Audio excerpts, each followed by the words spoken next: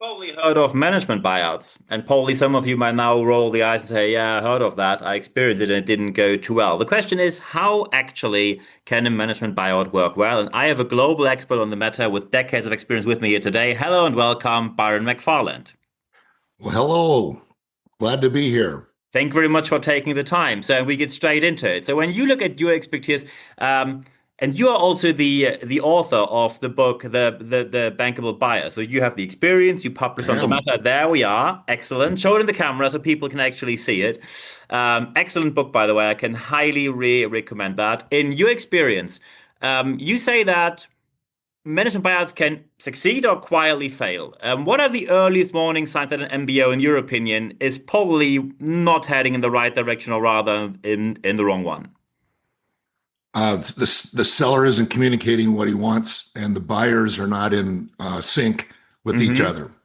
So if I see interpersonal conflict, that they're not in arm in arm on what they want to do, those tend to be the high risk ones. Yeah, Because, excellent. because, So, because these transactions take trust and time, and it's a series of activities.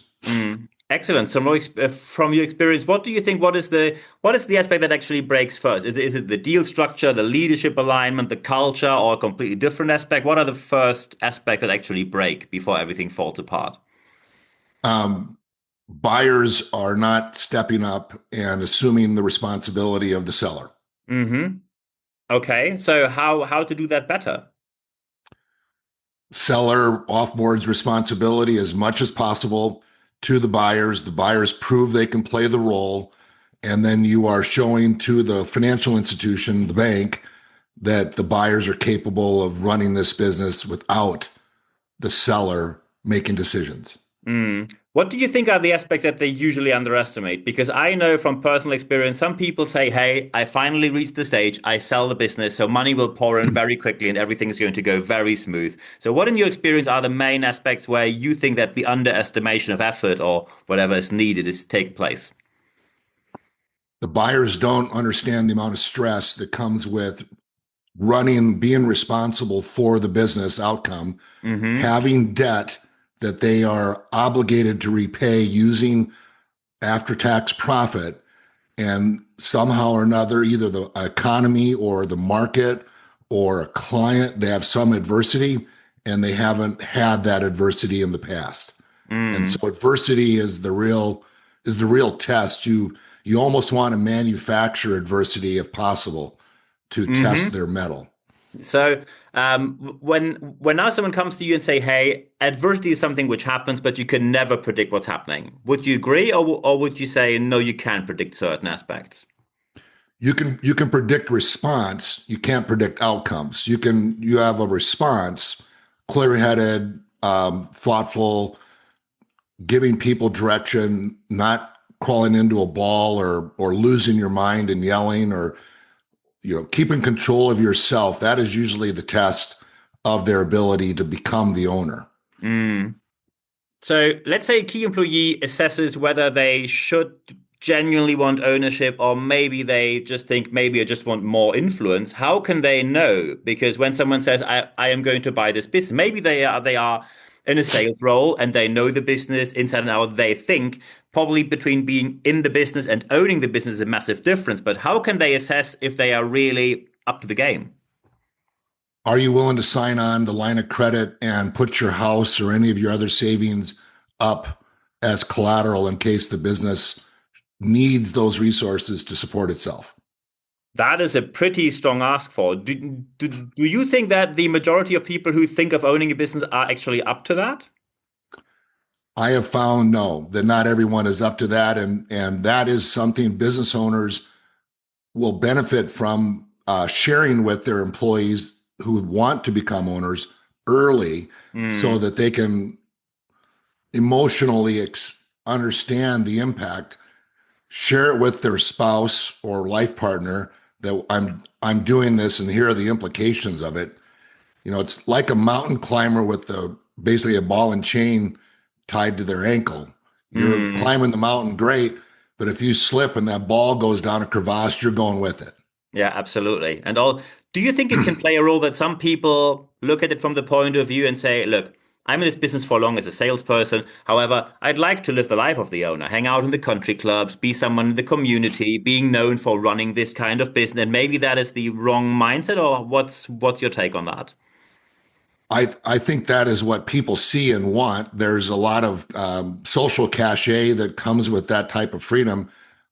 It's been my experience. You don't necessarily need to be an owner to enjoy that. I have plenty of clients who we compensate their key employees like an owner so that they're able to be a member of a club, able to enjoy the trappings of the country club life without being an owner because the conditions weren't right for ownership for them. Mm.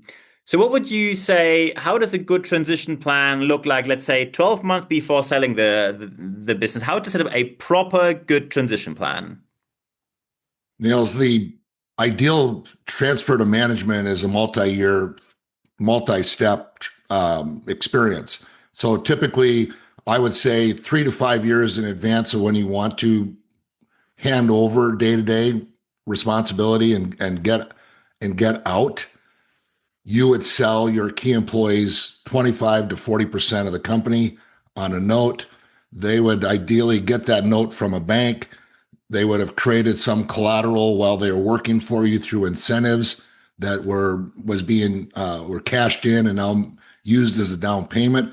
They would work their butt off to pay that note off in 3 to 5 years, and then you would sell them control or all of your stock in the third or the fifth year when the bank was confident that the buyers were running the day to day, that the Hmm. cash flow was sufficient to cover the debt service. Because normal banks are looking at a debt service coverage ratio, which is they want $1.25 of after tax cash for every dollar of principal and interest. Mm. That's what they call the debt service coverage ratio. So Yeah. it has to work with the cash flow from the business. Mm. Excellent. So I just give you one. This morning, I had a phone call with people, and someone thinks of selling their business. I have the notes right here, and when one owner told me, well, he's a bit late with it. He needs to sell. His health is going down quite a bit. He maybe waited a bit too long, and he now plans to sell the business within 12 weeks. What is your opinion on that? If he has a buyer lined up, it's possible, but it's been my experience that it takes for an outside. The only transaction that would work that fast is if he was willing to finance it, and it was a manager that knew the business, and the Mm. sale was no cash or very little cash, and a big note, and the note Mm. was repaid, with profits from the company, and it's probably a 10-year note. If it's not that kind of a buyer, if it's not an insider that's being given that generous opportunity, an outsider, there's no way it gets sold in 12 weeks. Okay. And that's a very good point you mentioned here. I give you one example. With one of my former clients, they weren't a client because then the new owner brought in someone else. A business is running for 21 years. There is no buyer lined up. So they go for the bank. The bank connects the dots and then sells the business that is running for 21 years, a profitable for 21 years. 2 years later, after the sale, done, closed down. How is that even theoretically possible that sometimes we see businesses working well for multiple decades, and within a couple of years, they still fail? How is that possible, in your opinion? Chances are the majority of the results were being created by the person who sold it and left. Mm. So So people the probably business, the key man risk, or how do you want to call that? yeah. So you had basically what happened there. I'm going to presume that the earnings that it was realizing were being created by the person who sold it, He was and a when big they salesperson in there. and when they sold it, they didn't create any transferability of those earnings so that the buyer could sustain it into the future and hand off those roles to somebody else, Mm. or have somebody that is ideally somebody that's already on the team performing those roles at a high level, motivated to stay. Mm. Excellent. So, how, in your opinion, should decision makers think about financing when many people say, look, financing, we now sell the business and there's momentum in there. People are motivated, and then someone comes around the corner, oh, we need this number and this papers. And then actually, in their opinion, it kills the momentum they actually have. So, how should decision makers, in your opinion, think about financing and risk without killing the momentum in the first year straight away? So in the financing, is the scenario they're selling the business to management or management's buying in incrementally? Or give me a little bit more context. I'm sorry I didn't get that. So when someone says, I am selling the business, and then they have probably lots of momentum, someone is very fascinated about that, person steps up, everything is in a really good mood, and someone comes along, maybe even someone like you with all the paperwork and the financing and this and that, and they sell, this kills the momentum. Let's just get things done and not stick around with all this paperwork all the time. So what does the decision maker probably think about financing and then risk without killing that momentum? Oh, collaborate with your team as early as possible on the Hmm. preparation for the business to be transferable. Whether it's going to be sold this year, next year, or 5 years from now, always be running the business like somebody's looking to buy it. Then your momentum will never be impacted in a transaction. Mm. So we advise our clients, get buy-in from your leadership team on the goal. First of all, as the owner, tell your leadership team where we're going, why it's important to you as an owner, and then what role you need them to play and what outcomes, and then explain to them what's in it for them when you win. And Mm. if you do those four things and a buyer presents themselves, you'll have momentum all the way through the transaction. Excellent. If you know with all the experience you have, someone would ask you, what's just one uncomfortable question every founder should answer before considering a management buyout? What is that question, in your opinion? Am I ready to let go? Do you think there are many people who are not really ready to let go? I found that that's the tends to be the most difficult transition is the owner transitioning to not being the owner. Mm. What do you think about situation where they say, "Oh, I'm going to sell the business to you, but I'm always going to be here as the advisor. I'm going to have my room in the office, but I'm just the advisor." Do you think this works? Yes, we do it all the time. If the relationship exists of mentor, not supervisor, meaning that I am not checking in on progress. I am just there when you need me for the once in a lifetime problem that you've not seen as the buyer. And this person has seen because they were there in 2007, 2009 when the US economy crashed. They Mm. navigated all those challenges and we haven't had anything since. If that should come back, you'd sure like to have somebody in your corner to talk to that Yeah. was safe. And I think you made an excellent point here. Mentor, not supervisor, because probably you also saw situations where someone just was in the office, but still basically running the whole business while the new owner was already sidelined from the very beginning then. It's the most common relationship in family businesses where the previous generation sits there and kind of oversees and is controlling things, but they're putting the newest generation kind of out on the street as the face of the company. Mm. So tell us a bit more about the bankable buyer. If someone now buys your book, what can they expect from the bankable buyer? A great story about a business owner named Steve who is confronted with a challenge in the form of a medical condition with a dear friend and partner that he wants to resolve for him. And in the process of doing that, has the realization that it's his time as well. And he needs to think about what he wants to do because he's age appropriate to be retired.